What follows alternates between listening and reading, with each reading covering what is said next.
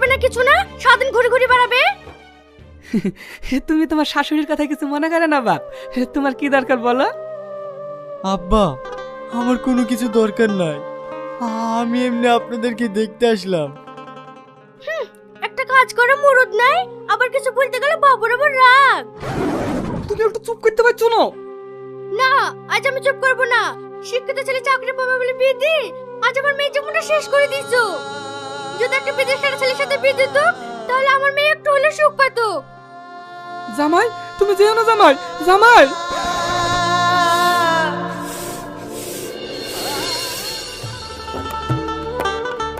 এই সারাদিন তুই কোথায় থাকিস রে? একটা কাজে পাওয়া যায় না? আমি একটা কাজে গেছিলাম। তোর কাজ মানেই তো এদিক ওদিক গিলক করে বসে থাকা। বাপটা যে সারাদিন ভূতের মতন খেটে হচ্ছে, সে চিন্তা কি তোর আছে? ওই টনির ছেলেকে দেখ গা, কাজ করে কিভাবে বাড়ি ঘর করছে। ওগো, তুমি ওকে